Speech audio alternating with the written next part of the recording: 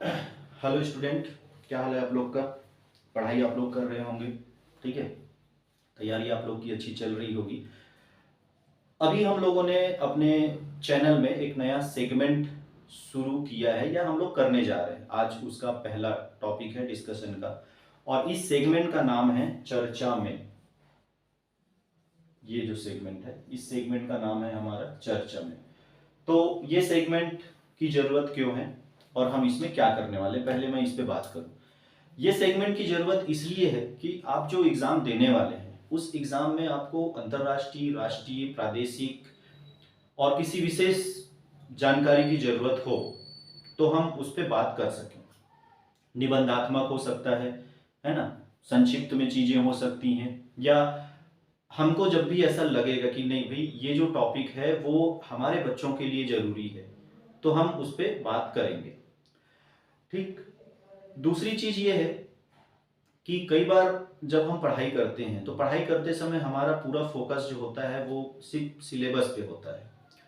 Syllabus से बाहर कई बार हम जाते नहीं हैं, और क्वेश्चन सिलेबस से बाहर मतलब रिलेटेड क्वेश्चन आ जाता है। जैसे आप कॉन्स्टिट्यूशन पढ़ते हैं तो बहुत सारी चीज़ें ऐसी होती जिसके बारे में दिन दुनिया में चलते रहता है, पर हम जनरली उस पर अवॉइड कर देते हैं, हम नहीं पढ़ते हैं। तो वैसा नहीं, उसको हमको चर्चा में लाना है, उसको पढ़ना है। जो ग्रुप डिस्कशन एक होता है वो आप जरूर कीजिए अपने दोस्तों के साथ, हमारे साथ कीजिए।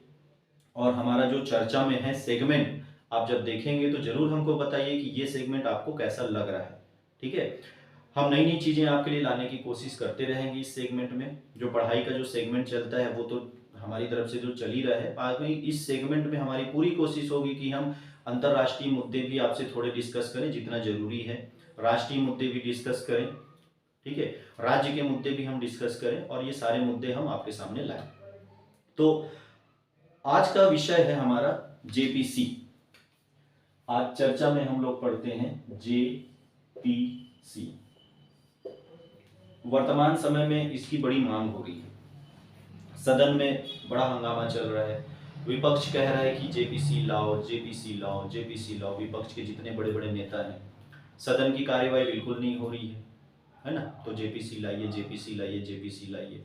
सदन के बाहर ऐसा बिल्कुल जेपीसी लाओ, जेपीसी लाओ। आप लोग न्यूज़ देखें, न्यूज़पेपर पढ़ें, आजकल सोशल मीडिया में भी ये चल रहा है। तो जेपीसी होता क्या चीज़ है, और जेपीसी क्यों लाया जाता है, और उसका गठन कैसे होता है, और उसका इतिहास अभी तक कितने हो, ये हम पूरे मुद्दे पे बात करेंगे, ठीक है। तो जेपीसी का मतलब होता है ज्वाइंट पार्लियामेंट्री कमेटी। जेपीसी का फुल फॉर्म है ज्वाइंट पार्लियामेंट्री कमेटी, ठीक। या इसको हिंदी में बोलते हैं हम लोग संयुक्त संसदीय समिति।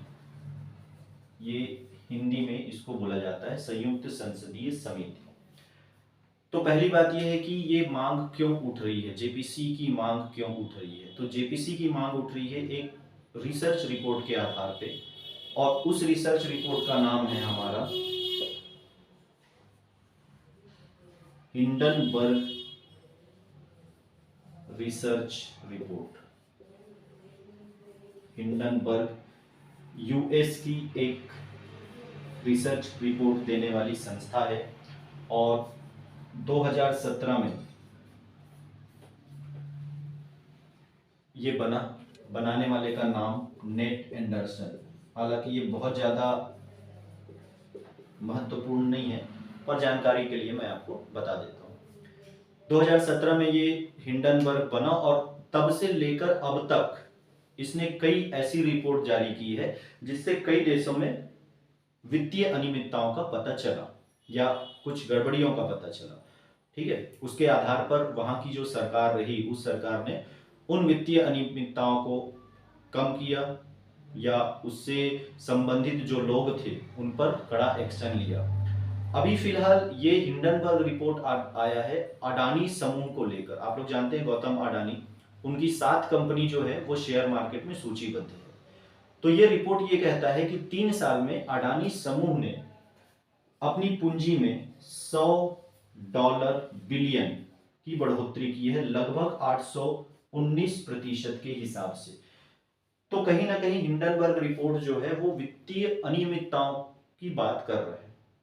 और इसी रिपोर्ट के आधार पर जो विपक्ष है, विपक्ष जेपीसी की मांग करता है।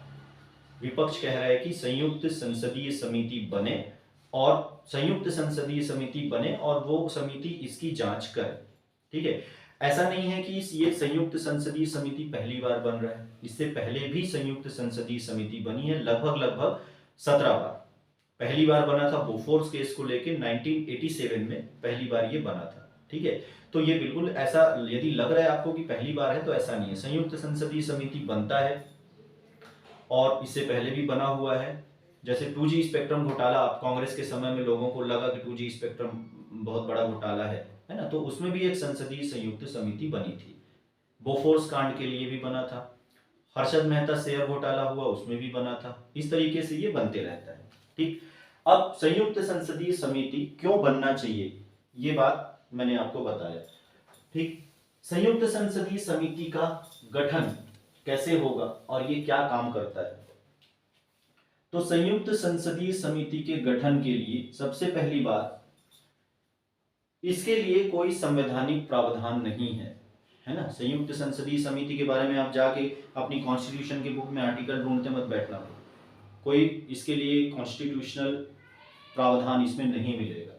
ठीक है, तो सबसे पहला पॉइंट है कि इसका कोई संवैधानिक प्रावधान नहीं है। ठीक है, दूसरी चीज, इसका गठन सदन के द्वारा किया जाता है। सदन मतलब लोकसभा या राज्यसभा। ठीक है, तो लोकसभा या राज्यसभा में एक प्रस्ताव पारित होता है। प्रस्ताव पारित होने के बाद जेपीसी का गठन होता है और जेपीसी का गठन करने का काम जो है ये सभापति या अध्यक्ष या फिर अध्यक्ष या सभापति, लोकसभा यदि प्रस्ताव लोकसभा से पारित होता है, लोकसभा यदि बनाती है तो लोकसभा अध्यक्ष या लोकसभा सभापति के द्वारा गठन होगा और ये अपनी रिपोर्ट उन्हीं को देगी जिसके द्वारा ये गठन होगा। कोई शपथ ग्रहण नहीं होता है ना, जैसे प्रधानमंत्री बने, मुख्यमंत्री बने, मंत्री बने, ऐसा शपथ होता है, तो यहाँ पे ऐसा कोई शपथ ग्रहण नहीं होता है। लोकसभा के जो अध्यक्ष हैं वो मेंबर का नाम निकालते हैं, सदस्यों का नाम निकालते हैं, इतने सदस्य रहेंगे। सदस्यों की संख्या भी सीमित नहीं होती है, सॉरी, सदस्यों की संख्या सीमित होती है लेकिन वो फिक्स नहीं होती है। सीमित ही होगी, असीमित सदस्य संख्या नहीं होगी, सीमित होगी। एक आकार होगा सदस्य संख्या का कि 15 लेना, 20 लेना। मैं ये कह रहा हूं कि वो फिक्स नहीं होगा कि भाई 15 ही लेना है। जैसे प्राक्कलन समिति है, प्राक्कलन समिति में इतने होने चाहिए, फिक्स है। लोक लेखा में इतने होने चाहिए, फिक्स है। पर वैसा यहाँ पे फिक्स नहीं है, तो सदस्य संख्या निर्धारित नहीं है। ये जो सदस्य संख्या होता है, ये सदस्य संख्या निर्धारित नहीं होता, निर्धारित नहीं है, सॉरी, है ना। मतलब इसमें 20 सदस्य भी हो सकते हैं, 15 भी हो सकते हैं, 30 भी हो सकते हैं। वो डिपेंड करता है कि जांच किस तरीके की है या फिर क्या जांच है। चौथी चीज, इसमें लोकसभा के सदस्य, लोकसभा सदस्य 2 into राज्यसभा सदस्य। लोकसभा के सदस्यों की संख्या हमेशा दोगुनी रहेगी, ये खास बात। जब भी संयुक्त संसदीय समिति बनता है तो संयुक्त संसदीय समिति में लोकसभा के सदस्य डबल रहेंगे। किससे डबल रहेंगे? राज्यसभा के सदस्यों से डबल रहेंगे। ठीक है, इसमें कुछ विशेष बात जो संयुक्त संसदीय समिति में होना चाहिए। पहली विशेष बात यह है कि इसके जो सदस्य होंगे वो सदन के सदस्य होंगे, उसके बाहर के नहीं। जैसे इसके सदस्य लोकसभा या राज्यसभा के ही सदस्य हो सकते हैं, किसी विधान परिषद का सदस्य नहीं होगा, किसी विधानसभा का सदस्य नहीं होगा, कोई बाहर से कोई सदस्य जो है वो नहीं जाएगा, किसी एनजीओ का सदस्य नहीं होगा। नहीं, लोकसभा और राज्यसभा के, कहने का मतलब लोकसभा और राज्यसभा के जो सांसद हैं वही इसके सदस्य हो सकते हैं। दूसरी चीज, ये अपना प्रतिवेदन किसको देगा? जिसने इसको गठित किया, लोकसभा या राज्यसभा के अध्यक्ष को देगा। दूसरी चीज ये है कि इसकी पूरी कार्यवाही जो है ये गोपनीय रहेगी। इसकी कार्यवाही में ऐसा नहीं कि लीक कर दिया जाए, कार्यवाही चल रही हो भी चलो लीक कर देते हैं, ऐसा नहीं। पूरी कार्यवाही इसकी गोपनीय होती, क्योंकि एक तरीके से ये जांच करती है। ठीक है, इसका काम होता है किसी भी मामले की जांच करना, या तो कोई अनियमितता हो रही है उसकी जांच करना, या कहीं वित्तीय गड़बड़ी चल रही है उसकी जांच करना। तो ये पूरा जो है वो लीक नहीं होना है, ये पूरा गोपनीय रहेगा। तीसरी चीज, ये साक्ष्य को मौखिक या फिर लिखित तौर पर प्रस्तुत करवा सकती है। ये जो है जेपीसी जो है, ये जो भी साक्ष्य प्रस्तुत करवाएगी, है ना, साक्ष्य को लिखित या मौखिक मंगवा सकती है। किसी भी साक्ष्य को मंगवाना हो तो ये लिखित या मौखिक मंगवा सकती है। अब यदि इसको किसी सदस्य को बुलवाना हो तो सदस्य को बुलवा सकती है, लेकिन उसके लिए परमिशन की जरूरत इनको होती है। ये परमिशन लेंगे तभी सदस्य जो है वो आएगा। सीधा सीधा किसी भी सदस्य को, जैसे मान लो जेपीसी को प्रधानमंत्री को बुलाना है, तो वो सीधा सीधा प्रधानमंत्री को, कोई सीबीआई नहीं है कि सीधा सीधा जाके बुला लेगी, ऐसा नहीं होता है ना। तो किसी को ऐसे सीधा सीधा ये बुला नहीं सकती। हाँ, साक्ष्य को प्रस्तुत करवा सकती है, साक्ष्य को लिखित तौर पर या मौखिक तौर पर ये प्रस्तुत करवा सकती है। और एकदम रेयरेस्ट केस हो जिसमें इसको लगता है कि नहीं लोगों को बुलाना चाहिए, तो फिर उस समय लोकसभा अध्यक्ष या राज्यसभा अध्यक्ष जिनसे भी ये गठित हुआ है उनके परमिशन के साथ में बुलाया जा सकता है। ठीक है, तो ये इसके बारे में विशेष बात है। यदि हम संविधान के आर्टिकल की बात करते हैं तो संविधान के आर्टिकल में आर्टिकल 88 और आर्टिकल 105 इससे संबंधित है। सीधे सीधे नहीं, लेकिन इनडायरेक्टली। मैंने पहले कहा कि संयुक्त संसदीय समिति के गठन की कोई संवैधानिक व्यवस्था नहीं है, संवैधानिक प्रावधान नहीं है। व्यवस्था तो है, प्रावधान नहीं है ना। संविधान में आप जाओगे तो इससे संबंधित कोई भी आपको आर्टिकल दिखाई नहीं देगा। लेकिन अनुच्छेद 88 और अनुच्छेद 105 जब आप देखोगे तो उसमें संसदीय समिति का जिक्र आता है। कैसे आता है? अनुच्छेद 88 ये कहता है कि संयुक्त संसदीय समिति या किसी भी संसदीय समिति में जो सदस्य है उन्हें बोलने की परमिशन होगा, उन्हें बोलने की आजादी होगा। तो ये कहां बोल सकते हैं? समिति के ये जो सदस्य हैं, ये सदस्य बोल सकते हैं सदन में, उस रिपोर्ट के आधार पे, है ना, अपनी अभिव्यक्ति वो रख सकते हैं क्योंकि वो सदस्य हैं और उनको उस जांच रिपोर्ट को जमा करना है। जैसे यदि ये सदस्य, जैसे ये समिति जो है लोकसभा में बनता है, तो लोकसभा में जाके ये सदस्य अपनी बात रख सकते हैं, लेकिन मत नहीं दे सकते। याद रखेंगे, वो मत वहां पे नहीं दे सकते। जैसे मान लो अविश्वास प्रस्ताव हो गया, इस आधार पे अविश्वास प्रस्ताव आ गया तो राज्यसभा वाले बोलेंगे नहीं हमें जाके देंगे, ऐसा नहीं, वो मत नहीं देंगे। वो क्या कर सकते हैं? बोल सकते हैं। ठीक है, तो ये कहता है हमारा आर्टिकल 88, बोलने की आजादी है, मत देने की आजादी नहीं है। ठीक है, समिति सदस्यों को। आर्टिकल 105 क्या कहता है? ये कहता है कि उनके द्वारा बोली गई किसी भी बात को न्यायालय में नहीं ले जाया जा सकता। वैसे ही आप लोग को पता है कि सदन में बोली गई किसी भी बात को हम न्यायालय में चुनौती नहीं दे सकते हैं। ठीक, तो क्योंकि ये सदन की ही समिति है, संसदीय समिति है, भले अस्थायी है, तदर्थ समिति है। संयुक्त सदस्य, ये जो संयुक्त संसदीय समिति है ये एक तदर्थ है, अस्थायी समिति। उद्देश्य पूर्ति के बाद ये खत्म हो जाता है। ठीक है, आप लोग को पता होगा, नहीं भी पता है तो बता दूं, दो तरीके की समितियां जो है सदन में बनती है। एक बनती है स्थायी समिति। स्थायी समिति वो समिति होती जो कार्य करते रहती है। ठीक है, उसके सदस्य बदल सकते हैं पर वो कार्य करती रहेगी। और दूसरा होता है अस्थायी समिति। अस्थायी समिति जो होती है उसके एक बार बना, काम खत्म, अस्थायी समिति। ठीक है, तो ये संयुक्त उसको तदर्थ भी बोलते हैं। तो ये जो समिति है ये हमारा तदर्थ समिति है। तो ये दो चीजें आप लोग याद रखेंगे, अनुच्छेद 88 और अनुच्छेद 105। ठीक, यदि हम इसके इतिहास में जाते हैं तो 1987 में राजीव गांधी के समय में बोफोर्स घोटाला हुआ था, है ना। उसको बोलते हैं बोफोर्स घोटाला। अब हुआ था नहीं हुआ था वो अलग बात है, पर उसको बोला जाता है बोफोर्स घोटाला।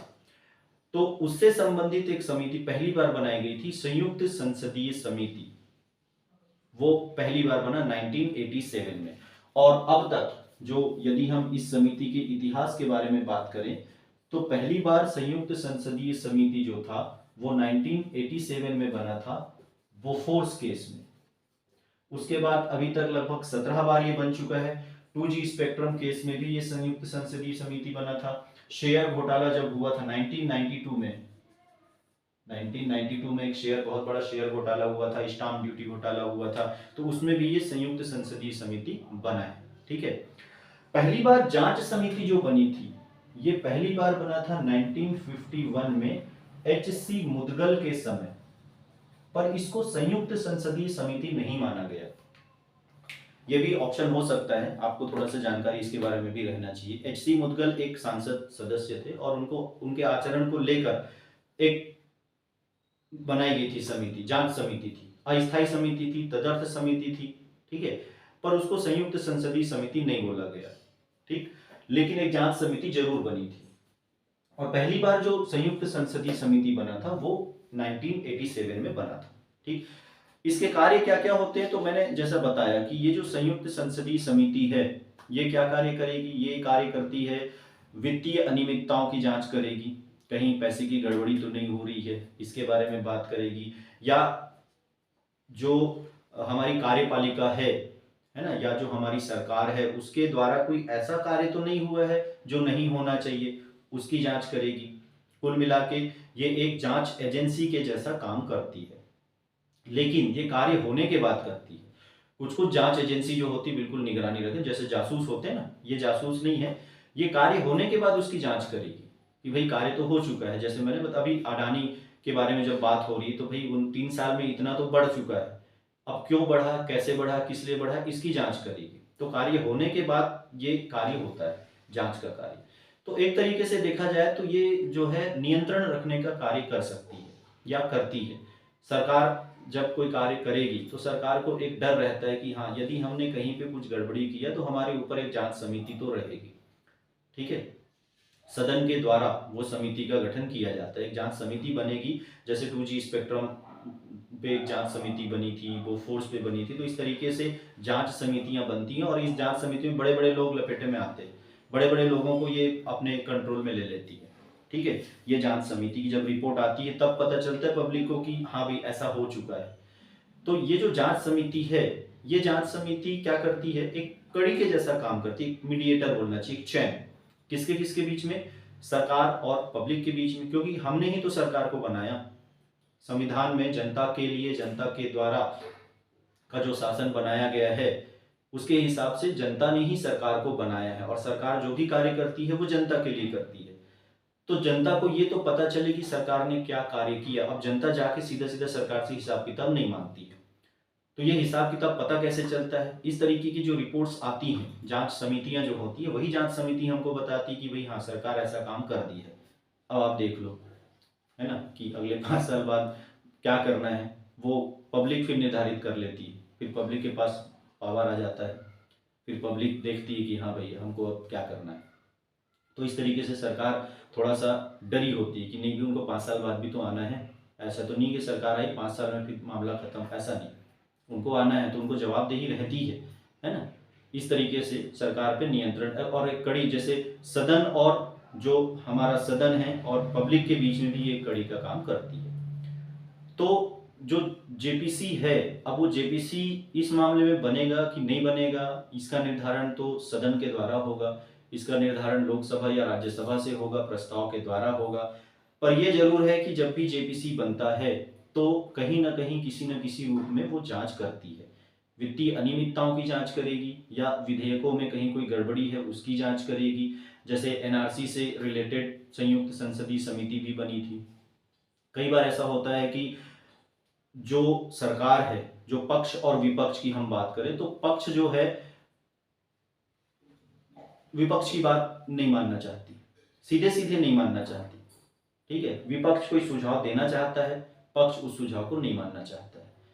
तो कई बार ऐसा देखा गया है कि जब जांच, ये इस टाइप की समितियां बनती हैं तो इसमें विपक्ष के भी लोग होते हैं और अपने सुझाव ये इसके माध्यम से सरकार से मनवा लेती है, या विधेयकों में कोई सुझाव डालना है तो सरकार फिर उन सुझावों को मान लेती है। तो ये एक तरीके से हमारे लिए या पब्लिक के लिए या जनता के लिए या लोगों के लिए ये समितियां जो होती हैं ये एक अच्छा कार्य करती है। ठीक है, तो आज का जो चर्चा का विषय रहा वो रहा हमारा जेपीसी, संयुक्त संसदीय समिति। उम्मीद करता हूं कि ये आपको सेगमेंट पसंद आया होगा और मेरे द्वारा दी गई जानकारियां भी आपको पसंद आई होगी। यदि आपको ये अच्छा लगा तो आप बिल्कुल कमेंट्स कीजिए, और यदि आपको अच्छा नहीं भी लगा तो भी कमेंट्स कीजिए। क्या कमी है जरूर बताइए। हमारा चैनल नया है और जितने लोगों ने हम पे विश्वास दिखाया है उनका धन्यवाद। आगे भी आप विश्वास दिखाइए और अपने आगे लोगों को बताइए कि हमारा चैनल किस तरीके से कार्य करता है। ठीक है, हमारा अनुभव पढ़ाने में बहुत है पर ये चैनल अभी नया है। ठीक है, तो आपको जो भी कमेंट्स करना है वो कमेंट्स करके आप जेपीसी से संबंधित सवाल पूछ सकते कमेंट्स के द्वारा। ठीक है, थैंक यू।